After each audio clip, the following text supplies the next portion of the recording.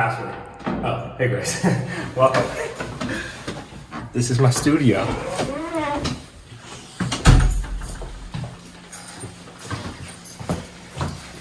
And it's also our apartment, so we're making it work in here during quarantine, and grateful for 100 Projects putting this on. So yeah, welcome. What are these?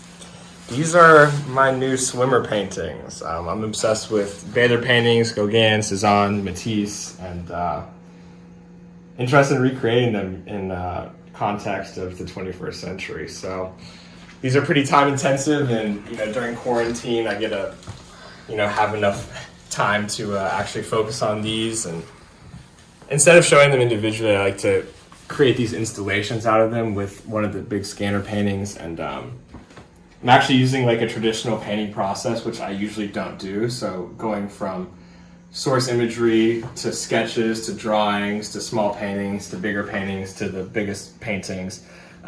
Usually my process has been the opposite of that. So it's been interesting, working like most painters. Tell me about your materials. So I like using Nova Color's interference paint. It's like really difficult to paint with, and I was Mark Flood's studio assistant for about 2 years, and he's still one of my best friends, and he taught me about the interference paint, and it's totally ruined my life ever since. So another one thing I do that not many other people do is, because I started in fashion, I use a lot of fashion fabrics to print my paintings on, and it kind of solves that issue that a lot of people deal with, and I was thinking about with regards to the actual material, the physicality of a printed painting. If it's just on canvas, it's kind of matte, but with these, printing them on the poly charmeuse really has this glisten to them, and this is one that I just unstretched. We had to come up with some technical innovations to actually be able to print it on such a big scale, since most fashion fabric printers are wide enough. And here's another one that I haven't stretched. Show you this one. It's a vertical one, and this is next on my to-do list. We have to hem the edges and everything, so I love those. And they kind of blow the paintings out of the water in a way, but I still love making the actual paintings, and they kind of all feed into each other. So I make a lot of these scanner paintings using a printer and scanner, and I collect this source imagery of corporate logos, of other paintings I've made, works on paper I make, then I scan them and mess with them, and then actually make them in this simple iPad program, the same one that David Hockney uses.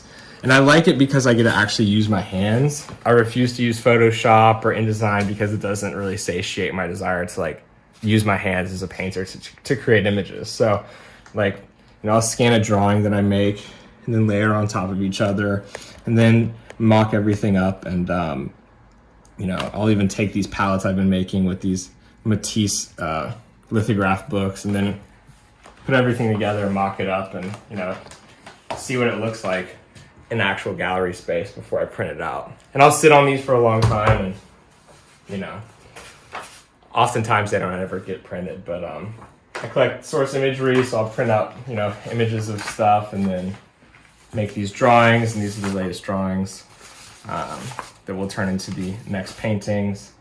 I've been reading Cezanne's Catalogue Rasson, and also been designing the next fashion projects. So we're keeping busy during quarantine, and I'm so grateful to have my studio here in the apartment, because I have a lot to do. So thank you 100 Projects again for putting this together. Thank you, Grace, for filming this awkward encounter, and yeah, peace.